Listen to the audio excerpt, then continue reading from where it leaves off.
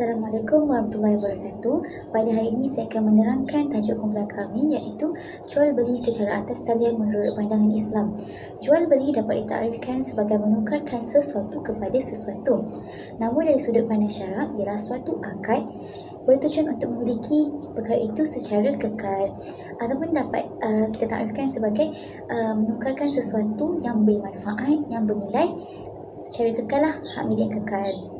Jual beli adalah satu perkara yang dibolehkan di dalam Islam, sebagaimana dalam firman Allah dalam surah Al-Baqarah ayat yang ke-275. Auzubillahi minasyaitonirrajim wa ahallallahu bai' wa harramul riba. Dan Allah menghalalkan jual beli dan mengharamkan riba. Hari ini kita akan membahaskan jual beli secara atas talian. Jual beli pada asalnya mempunyai beberapa perbezaan dengan jual beli secara atas talian. Antara ciri-ciri yang dapat dikenal pasti adalah keberadaan penjual dan pembeli. Penjual dan pembeli tidak bersemuka, kerana hal ini jual beli secara atas talian berlaku secara maya, seperti dalam laman Shopee, e-dagang atau pelbagai lagi lah webs jual beli. Seterusnya, kedudukan akad jual beli. Akad jual beli secara atas talian tidak seperti jual beli biasa. Kita boleh cakap saya jual, saya beli. Jadi kat situ ada sedikit isu yang kita akan kupas selepas ini. Seterusnya, kewujudan barang ataupun kehadiran sesuatu barang itu. Barang yang dijual tidak dapat kita nilai secara fizikal, seperti kita sentuh ataupun kita pegang semula kan. Kita hanya dapat nilai melalui komen ataupun detail yang diberikan oleh penjual tersebut. Baiklah, kita akan teruskan perbincangan ke pihak yang seterusnya.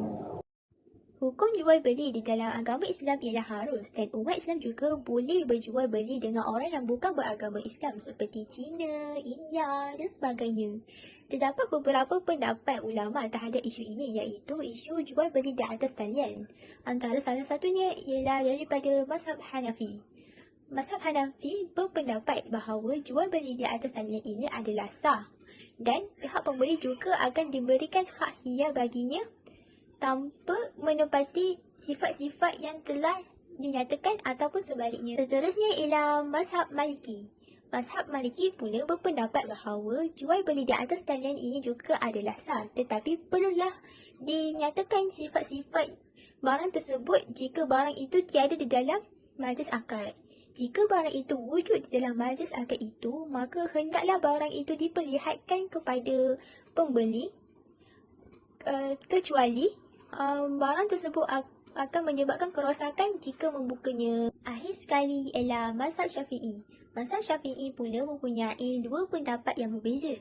Yang pertama ialah tak sah jual beli tersebut jika barang tersebut tidak dapat dilihat oleh pihak penjual dan pembeli atau salah satu daripadanya, kerana ianya ditakuti mempunyai unsur penipuan sepanjang jual beli tersebut berlangsung. Yang kedua ialah sah jual beli tersebut dengan syarat perlulah menyatakan sifat-sifat barang tersebut kepada pihak pembeli, dan pihak pembeli juga berhak mendapat hiyar setelah melihat barang tersebut. Okey, seterusnya rukun dan syarat sah jual beli secara talian. Seperti yang kita tahu, jualan secara talian ini sama atau lebih kurang seperti jual beli secara salam. Okey, rukun yang pertama ialah pembeli dan penjual. Yang mana pembeli ini ialah orang yang mendahulukan wangnya untuk mendapatkan barangan, atau lebih dikenali sebagai Muslim. Manakala penjual atau penerima ini ialah orang yang menerima wang sebagai bayaran untuk barangan yang akan diberikan nanti, atau lebih dikenali sebagai Muslim alaih. Okey, penjual dan pembeli ini mestilah memadai sifat-sifat seperti sifat baligh, sifat berakal, sukarela, yang mana tiada paksaan dalam jual beli dan sebagainya. Yang kedua ialah sirah, iaitu penawaran ijab dan persetujuan qabul. Okey, kalau jual beli secara biasanya, ia akan melalui lafaz yang mana pembeli kata saya bayar RM100 ini untuk 10 helai baju. Penjual kata saya menerima bayaran tersebut atau setuju. Tapi dalam jualan secara talian ini tak ada lafaz untuk sirah ni, tapi memadai kita menulis surat secara online, iaitu memadai dengan penulisan tersebut. Mahupun Shopee atau Lazada tu kita check out dengan membuat pembayaran, yang mana kita dah setuju untuk membeli sesuatu barang tu. Jadi ia perlulah ada sama ada penulisan ataupun check out tu. Ia jadi tidak boleh ni bila mana kita tak buat salah satu tu penulisan, sebab kan kita tak ada lafaz dah, tapi kita perlulah selain daripada lafaz tu dengan buat penulisan surat tu ataupun sebagainya. Jadi bila mana tak ada benda tu, dia akan menimbulkan pembalahan antara penjual dan pembeli, yang mana perlulah ada antara salah satu tu. Jadi selain tu syaratnya dalam jual secara talian ni tidak mengandungi khiyar syarat, yang mana khiyar syarat ni biasanya digunakan dalam jual beli biasa. Tapi dalam jualan secara talian ini, kita perlulah menyerahkan modal kita terlebih dahulu kepada penjual. Tapi bila mana kita letak khiyar syarat ni, seakan-akan duit tu belum diserahkan lagi. Sebab tu, kita tak boleh letak khiyar syarat dalam jualan secara talian ni. Yang ketiga ialah modal atau bayaran tempahan, yang mana modal ni dibuat untuk mendahulukan bayaran tersebut dan akan mendapatkan barangan di kemudian hari. Jadi syarat bagi modal ini, duit yang hendak dibayar oleh pembeli itu mestilah dimaklumkan terlebih dahulu oleh penjual kadarnya berapa dan sifat barangan tu bagaimana. Yang keempat ialah barangan yang ditempah. Barangan yang ditempah ini perlulah ditentukan kriterianya dengan sifat-sifat yang ada pada barangan tersebut, yang mana seperti kita nak beli beg, perlu dia beritahu sifat pada beg tu, kainnya bagaimana, luasnya bagaimana, besarnya bagaimana. Dan perlulah memenuhi kehendak pengguna, yang mana agar tidak berlaku sebarang kekeliruan maupun penipuan. Dan barang di tempat ini juga perlulah dibayar terlebih dahulu dan akan mendapat barangan tersebut di kemudian hari. Dan akhir sekali, barangan tersebut mestilah mampu diserahkan dari segi tempoh dan jenisnya, yang mana bila sampai waktu yang dijanjikan tu, barang tersebut telah sedia ada untuk diserahkan kepada pengguna. Pertamanya, ia mengenai isu tentang jual beli tanpa lafaz ijab dan qabul. Seperti yang kita tahu, ijab dan qabul merupakan rukun dalam jual beli dan tidak sah tanpa keduanya. Oleh hal demikian, apakah hukum sebenar jual beli tanpa sebarang lafaz ijab dan qabul yang biasa dilakukan oleh masyarakat kini? Dalam perbincangan para ulama, jual beli seperti ini ia disebut sebagai jual beli al-mu'athah, iaitu jual beli tanpa lafaz ijab dan qabul. Contoh atau gambaran seorang yang melakukan keadaan ini ialah seorang menyerahkan wang untuk membelikan sesuatu, maka si penjual mengambil wang tersebut tanpa berkata apa-apa. Ataupun kadang-kala hanya ada satu pihak sahaja yang melafazkan lafaz tersebut, manakala lagi satu pihak tidak mengatakan apa-apa, hanya berdiam diri sahaja. Setengah ulama berkata jual beli pada benda yang sedikit ataupun harga yang sedikit seperti jual beli roti, secawan kopi, sepotong kuih ataupun daging adalah harus jika tiadanya lafaz ijab dan qabul.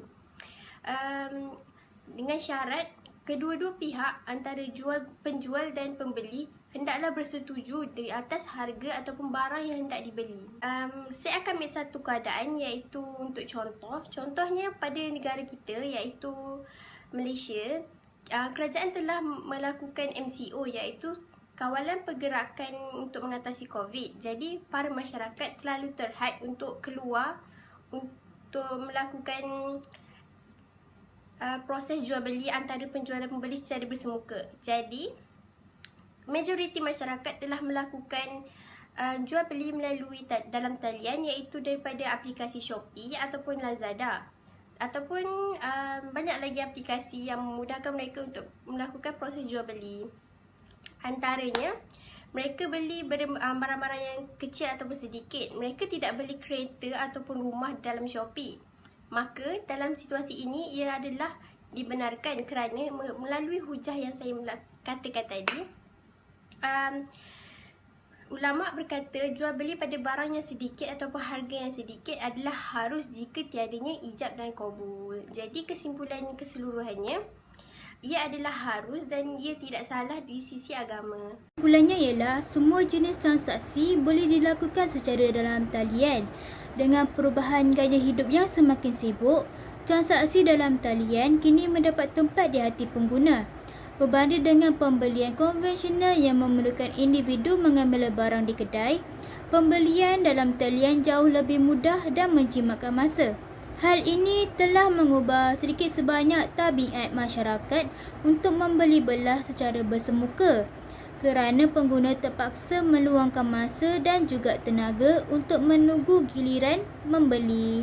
Oleh itu, penjualan dan pembelian dalam talian merupakan inisiatif pilihan masyarakat tempatan untuk melakukan proses jual beli sepanjang wabak COVID-19. Pandemik COVID-19 telah mempengaruhi corak pembelian masyarakat kini yang lebih cenderung untuk membeli secara dalam talian selain daripada kecanggihan teknologi. Pengguna juga perlulah berhati-hati dalam membeli barangan secara dalam talian kerana terdapat segelintir pihak yang mencurigakan seperti skamer yang mengambil peluang ini untuk mendapatkan keuntungan. Pengguna sewajarnya bijak memilih platform untuk membeli belah yang boleh dipercayai sebelum membuat transaksi atas talian agar tidak mudah ditipu. Di sinilah Islam bertujuan untuk melindungi umat manusia agar adanya aturan-aturan hukum jual beli dalam Islam yang sesuai dengan ketentuan syariat. Sebagaimana yang telah dijelaskan di atas, hukum asal muamalah adalah boleh selama tidak ada dalil yang melarang. Jualan secara dalam talian diperbolehkan menurut Islam selama tidak mengandungi unsur-unsur yang dapat merosakkan seperti riba, kezaliman, penipuan, kecurangan dan yang sejenisnya, serta memenuhi rukun-rukun dan syarat-syarat di dalam jual beli.